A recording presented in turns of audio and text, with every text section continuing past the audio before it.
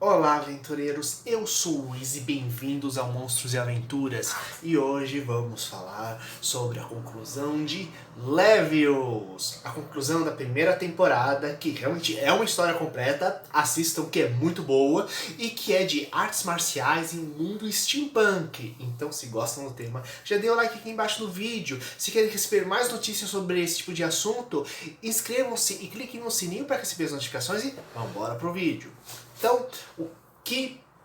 tivemos até o momento? Na primeira temporada de Levius, na primeira parte de Levius, né, no qual eu fiz no vídeo Primeiras Impressões, o que tivemos basicamente foi o Levius sendo mostrado como ele desenvolveu seu interesse pelo box metal e como ele, juntando com várias outras pessoas, estão se reconstruindo, se superando os seus traumas de guerra através do meio do esporte. E nessa segunda metade nós temos a grande surpresa de que realmente a questão da guerra volta mais do que nunca, né? Onde, quando o Levius está prestes a pegar subir para o próximo nível, tem como desafio alguém que é simplesmente um super soldado experimental criado pela empresa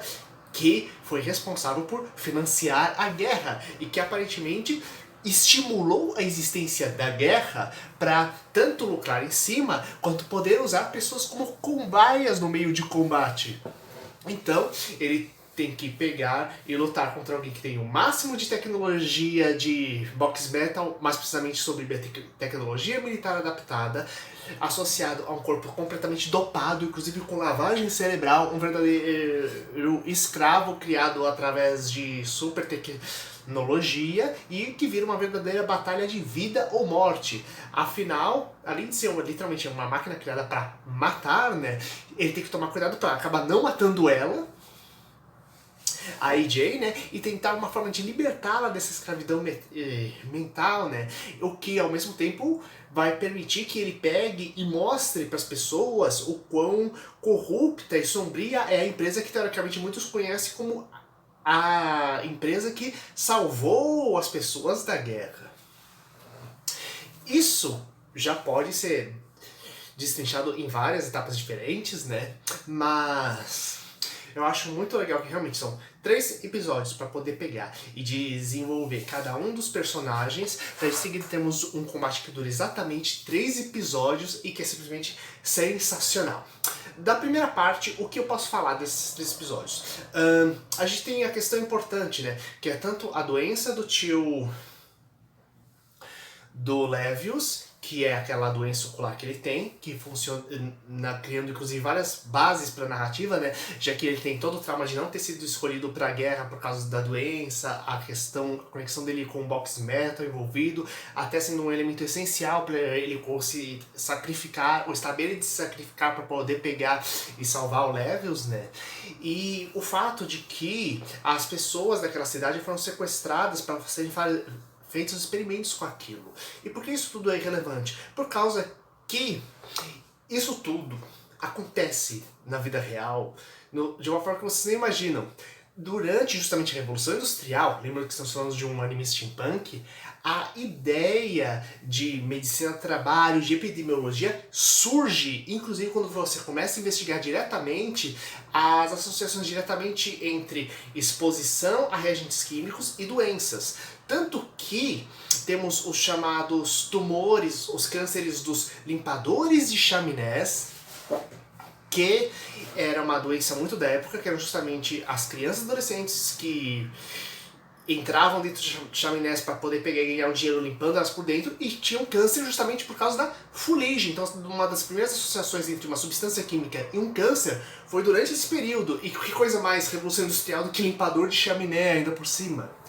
E tem uma doença específica que provavelmente foi aquela que pegou e inspirou essa do tio do Levius, que é justamente a doença dos sopradores de vidro. Que hoje em dia a gente tem toda uma legislação envolvendo equipamentos de proteção, né? Só que na época, mesmo antes, a gente tem questão que quem soprava vidro e modulava, inclusive quem gosta dessa coisa de arte com vidro, tem um seriado muito legal chamado Vidrados, que é um reality show de esculturas de vidro no Netflix. Então, essa doença é justamente a destruição da retina causada por cara absorvendo diretamente infravermelho, calor continuamente, das esculturas, vidros e tudo mais que eram feitos. Então, essa doença ela é real e e o que acontece é que o tio do Levius ele tem uma outra doença inspirada nessa, que é justamente pela exposição justamente ao supervapor, que é a substância química que meio que impregna o ambiente todo nessa época aí do que ocorre o Levius, nessa dimensão paralela, né? Inclusive isso é muito legal para reforçar novamente essa questão de que existe toda uma leva de doenças novas que foram criadas em exposição justamente a coisas de trabalho. Tanto que você que acha seu computador todo bonitinho, etc., existe sim a silicose, que é justamente a doença do pó de silício, inclusive de mineradores, ou gente que acaba trabalhando nos equipamentos esse equipamento adequado quando lida com minério, que pega, vai para o pulmão e destrói o pulmão e gera efeitos inclusive semelhantes à tuberculose. E mineradores, trabalhadores de minério de carvão, sofrem também de coisa bem semelhante. Então essa ideia de corpos modificados devido à exposição contínua de determinadas substâncias é real. E a questão também de você ter justamente tecnologia militar usada para a questão de combate, esporte, e essa questão que fica na beira da legalidade, mesmo das lavagem cerebral, gente, o uso de doping, de substâncias anabolizantes, inclusive coisas para você ignorar a dor ainda por cima e gerar um super impulso para a batalha, ela existe há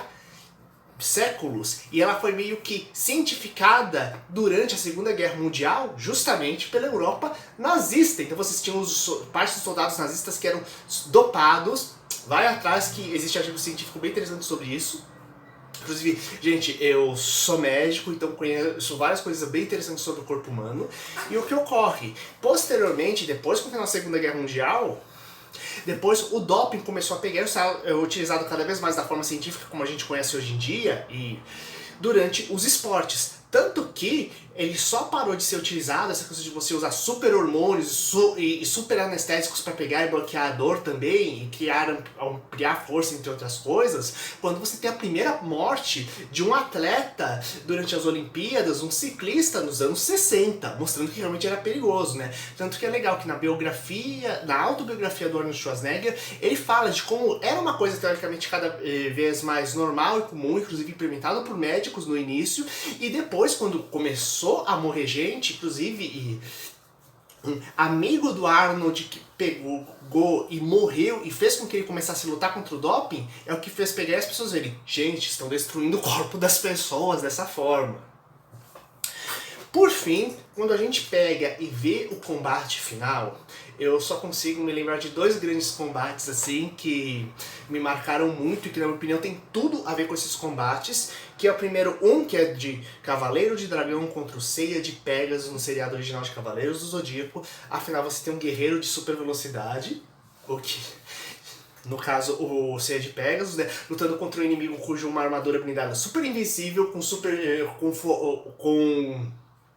um soco super forte, e ele em busca exatamente do ponto específico de falha do corpo, da técnica, da armadura, para poder pegar e atacar lá. E assim como desarmar todo o esquema de combate criado pelo dragão, né, que combinava meio que o soco mais forte com a defesa mais forte. E que isso tem tudo a ver, até se a gente perceber, certos elementos do combate dela, principalmente pro final, acabam associando, inclusive, né, inclusive justamente que onde estava a grande fraqueza de combate dela. E número 2, que esse eu acho fantástico, que é justamente a batalha do Goku contra o Freeza. Se a gente perceber, cada um dos 3 episódios é um combate diferente, basicamente é uma transformação diferente da AJ. A primeira fase normal, a segunda numa fase usando toda a energia, toda a base, aquilo que seria meio que um modo de guerra mesmo, e o terceiro que seria um modo Berserker, de fúria cega, né? Então basicamente a gente tem transformações discretas, mas com um efeito impressionante, inclusive em cada um dessas fases ela tem um estilo de combate próprio, um nível próprio de força, e o Levius tem que pegar e se adaptar a cada estilo de combate para conseguir pegar achar as fraquezas dela e inclusive sobreviver e não morrer no processo, o que é bem legal. E finalmente a gente tem a deixa para a próxima temporada, né, com o Levius tanto pegando e ficando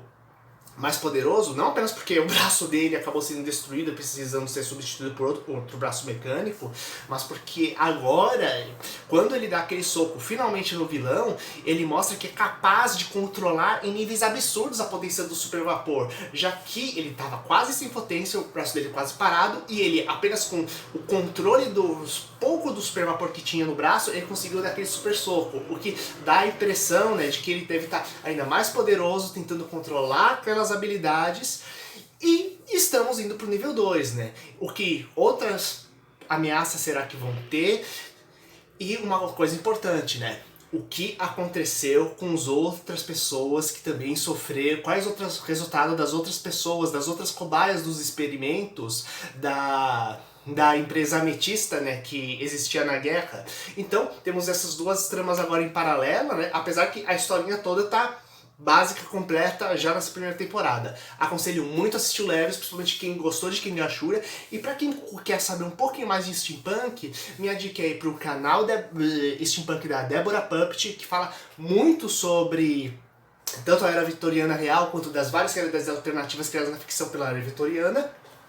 assim como a série de vídeos Mundo Punk do Fantastic Cursos, né, que mostra tanto sobre o steampunk quanto de outras várias vertentes da literatura fantástica e das outras formas de arte como filme, música, etc., né, que bebem do gênero e criam suas próprias histórias, suas próprias aventuras. Então, galera, se curtiram o vídeo, dê um like aqui embaixo, comente, compartilhe com seus amigos e até mais, galera!